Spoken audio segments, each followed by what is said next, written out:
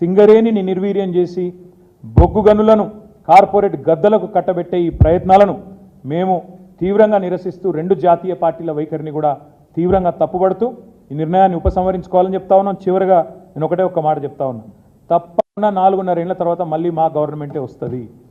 మరి ఈరోజు ఎవరైనా తొందరపడి ప్రైవేటు వాళ్ళు వచ్చి ఆ బొగ్గు గనుల వేలాల్లో పాల్గొంటే వాళ్ళకి నేను ఇప్పుడే చెప్తా ఉన్నా, మమ్మల్ని తర్వాత తప్పు పట్టకండి. మళ్ళా మా ప్రభుత్వం 2028లో వస్తుంది. వచ్చిన తర్వాత తప్పకుండా ఈ నిర్ణయాన్ని 100% అడ్డుకట్ట వేస్తాము. ఇప్పుడు ఎవరైతే రేపటి రోజున వేలంపాటలో పాల్గొనబోతా ఉన్నారో వాళ్ళు ఇది గమనించుకోవాలని చెప్పి కూడా నేను విజ్ఞప్తి చేస్తా ఉన్నాను. ఎందుకంటే మమ్మల్ని తర్వాత నిందించకండి, అయ్యో మాకు తెలియదు, అది 30 ఏళ్ళు మేము తవ్వుకునే గని, మీరు వచ్చి ఇట్లా చేస్తే ఎట్లా, అట్లా చేస్తే ఎట్లా అని ఎవరన్నా అంటే తప్పు మాది కాదు. మేము ప్రధాన ప్రతిపక్షంగా తెలంగాణ ప్రజల పక్షాన, సింగరేణి కార్మికుల పక్షాన, సింగరేణి ప్రయోజనాల దృష్ట్యా మేము ఈ నిర్ణయాన్ని వ్యతిరేకిస్తున్నాం. వేలంపాటను ఉపసంహరించుకోవాలని కేంద్ర ప్రభుత్వాన్ని కోరుతున్నాం. దానికి వంతపాడడం ఆపాలని చెప్పి రాష్ట్ర ప్రభుత్వాన్ని కోరుతా ఉన్నాం.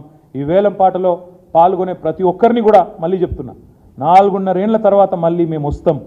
వచ్చిన తర్వాత ఈ నిర్ణయాన్ని తప్పకుండా 100% అడ్డుకట్ట వేస్తాం. అందులో ఎవరికి అనుమానం కూడా అవసరం లేదు. ఎందుకంటే మాకు రాష్ట్ర ప్రయోజనాలు ముఖ్యం, జాతి ప్రయోజనాలు ముఖ్యం. 100% అడ్డుకట్ట వేస్తామనే మాట కూడా చెబుతూ ఈ వేలంపాట నుంచి, ఈ నిర్ణయం నుంచి కేంద్ర రాష్ట్ర ప్రభుత్వాలు ఉపసంహరించుకొని తప్పకుండా సింగరేణికి న్యాయం చేయాలని చెప్పి కూడా, అలాంటి డైరెక్ట్గా చేయాలని చెప్పి కూడా కోరుతూ మీ అందరికీ కూడా ధన్యవాదాలు.